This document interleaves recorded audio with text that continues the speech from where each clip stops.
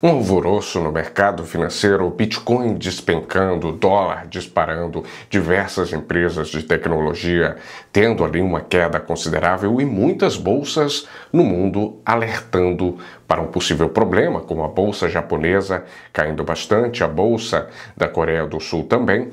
E nós temos o Warren Buffett vendendo boa parte das suas posições, principalmente em Apple, que era a maior posição do bilionário até então. E nisso muitas dúvidas dos investidores acabam surgindo. É hora de vender tudo? Qual o melhor investimento do momento? Será que o mercado financeiro está mais arriscado do que nunca? Eu vou te explicar tudo isso que está acontecendo agora em alguns minutos, deixando claro que eu vou trazer uma simplificação aqui para que você entenda o que está acontecendo.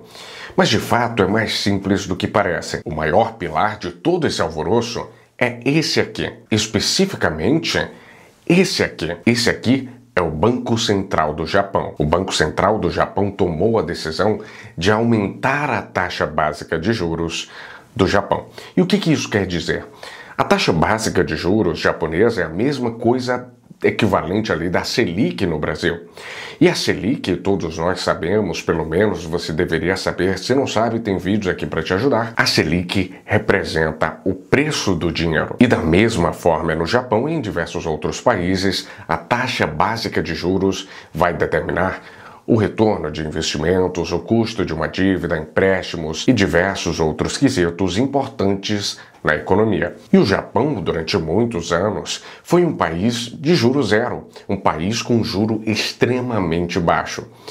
E isso abria brechas para que muitos investidores fizessem ali uma operação muito comum, que é pegar empréstimos, pegar dinheiro no Japão, a um juro muito baixo devido a essa política de juros baixos e colocar esse dinheiro para trabalhar em outras opções de investimento em países que tenham um juro mais baixo ou que tenham opções de retorno melhores. E isso costumava dar mais certo também pela estabilidade da moeda japonesa, pela estabilidade do iene japonês e o Japão ser um país que tem uma estabilidade econômica muito maior do que outros países.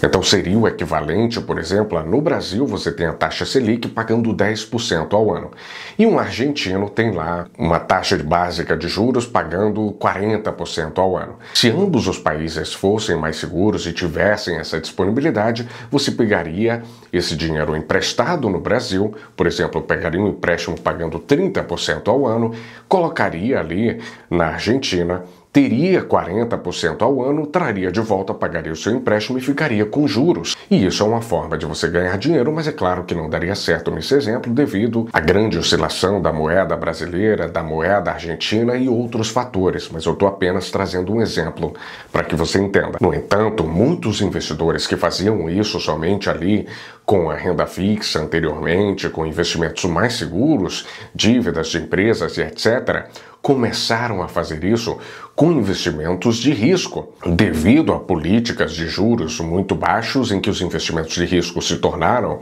mais atrativos. Muitos investidores colocaram dinheiro na Bolsa Americana, empresas de tecnologia colocaram dinheiro em investimentos muito arriscados, muito mais alavancados, e agora com essa alta dos juros no Japão, esse tipo de movimentação não compensa mais tanto comparado a quanto compensava antes. E isso tem causado esse movimento de desalavancagem global. Ou seja, esses investidores estão vendendo essas posições para evitar um prejuízo maior posteriormente, devido a essa diferença entre o valor do empréstimo que foi pego e o valor que pretendem receber nesses investimentos, e isso tem criado uma grande pressão de venda. E eu não preciso explicar que o mercado financeiro é movido por oferta e demanda. Então, se está tendo muita venda, o preço dos ativos tende a cair. E então que nós vemos um movimento em cascata, um efeito dominó. Porque o que acontece? Além do Japão ser esse fornecedor de dinheiro, esse emprestador de dinheiro, dinheiro em parâmetros globais de investimentos, nós temos outros quesitos que vão trazendo pânico para o mercado. Então os investidores começam a analisar essa queda com outros olhares além desse quesito puramente matemático financeiro. Então começam a analisar do ponto de vista geopolítico. Nós temos ali um problema geopolítico que é relativo a Israel e o Irã. Nós temos um fundamento importante da economia americana vindo abaixo do esperado, os indicadores de desemprego vindo abaixo do esperado. Então tudo isso está criando um pânico relativo a uma possível recessão nos Estados Unidos, a uma possível nova guerra, e assim o pânico começa a ser instaurado.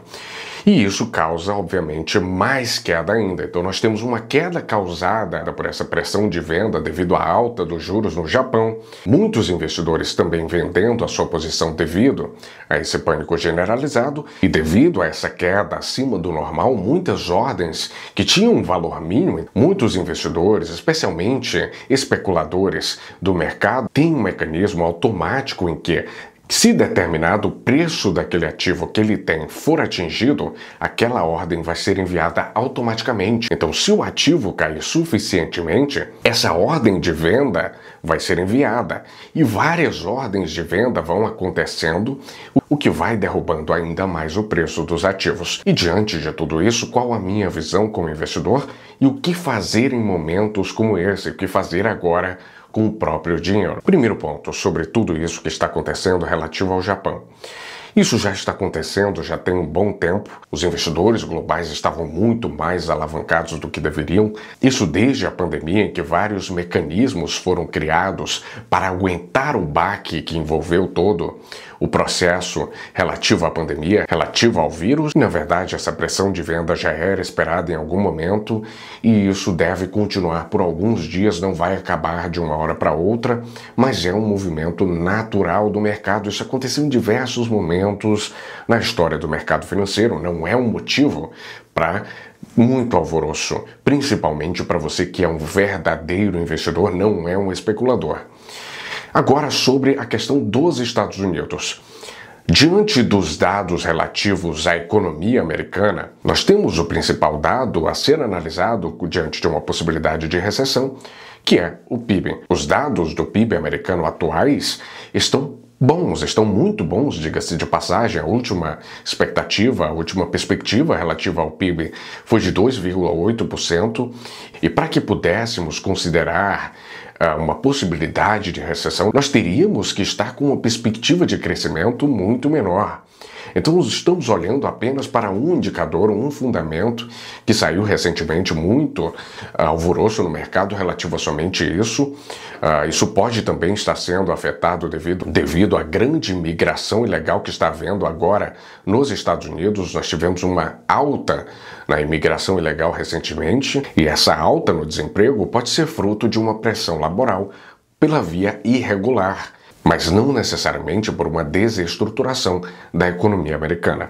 Então não acredito que os Estados Unidos esteja propício, pelo menos com os dados que nós temos hoje, a uma recessão de forma imediata. Então tudo isso que está acontecendo agora no mercado financeiro acaba por ser somente barulho. Você precisa se concentrar no que é necessário, no que é essencial relativo aos investimentos. E muita gente está se perdendo quanto a isso. Nós vemos esse movimento que já vem acontecendo há um bom tempo relativo a essa alavancagem global. O dinheiro está ficando mais caro no mundo todo e agora o Japão seguiu o mesmo ritmo de vários outros países que também já vinham tomando esse mesmo tipo de iniciativa. Então os investimentos não estão caindo porque as empresas de tecnologia não vão existir mais, porque eles são menos eficientes agora, nem nada do tipo. É apenas um movimento que vem desde a pandemia e que está sendo concretizado agora. E como você pode ver, são justamente esses investimentos, que são investimentos muito arriscados, que estão despencando. Então, Bitcoin, nós temos empresas de tecnologia, entre outros. E o dólar está disparando aqui no Brasil, porque o Brasil é um país emergente, então naturalmente em momentos como esse, o dinheiro sai de mãos menos seguras, como é o caso do Brasil. Investidores saem do Brasil, tiram mais dinheiro do Brasil, apesar da Bolsa Brasileira estar mais barata do que muitas dessas bolsas bolsas ao redor do mundo, ainda assim é um país menos seguro e isso acaba causando essa alta do dólar. Então, qual que é a melhor coisa que você pode fazer agora relativa ao seu dinheiro? É simplesmente continuar o seu plano de investimentos. Você já iria investir em criptomoedas? Invista. Você já ia investir em tecnologia? Você já ia comprar mais ações? Continue a sua estratégia de investimentos, porque esse mísero movimento no curto prazo não vai influenciar no seu resultado daqui a 10, 15, 20 anos. Mas se você não sabe fazer uma análise fundamentalista, não tem uma carteira de ativos diversificada, não tem uma reserva de emergência e está apenas esperando alguém lhe falar o melhor investimento para você ir lá e comprar tudo, para você ir lá e comprar o melhor investimento.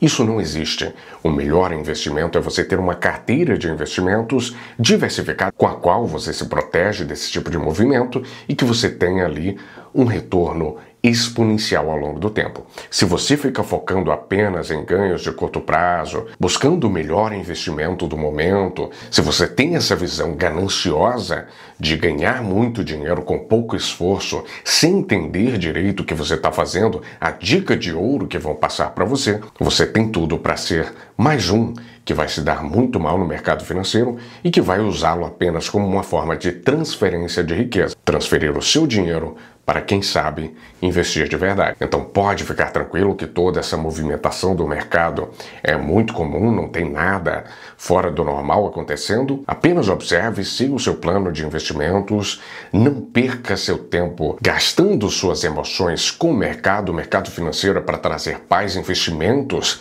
são para trazer paz, não são para desgastar o seu psicológico. Então basta ter essa blindagem da sua estratégia que você vai continuar colhendo bons frutos. E se você tiver interesse em começar a investir, entender melhor sobre o mercado financeiro, criar um planejamento financeiro para que você possa aos poucos desenvolver uma carteira de investimentos e ter um plano de aposentadoria para a sua vida e ou um plano para atingir a sua liberdade financeira e ser livre financeiramente a partir de uma renda passiva, nós aqui na empresa oferecemos uma consultoria de planejamento financeiro, na qual trazemos todos os pilares e te ajudamos em todo o passo a passo para que você atinja a sua liberdade financeira. Mas claro, isso vai depender do seu perfil. Então, se você quiser saber mais sobre a consultoria de planejamento financeiro, para que analisemos o seu perfil e entendamos se podemos de fato te ajudar o máximo possível, basta preencher os seus dados aqui no link que você vai receber um e-mail de volta para que entendamos melhor sobre o seu perfil e forneçamos mais informações sobre a consultoria e como podemos te ajudar. Encerro aqui o vídeo, espero que ele tenha servido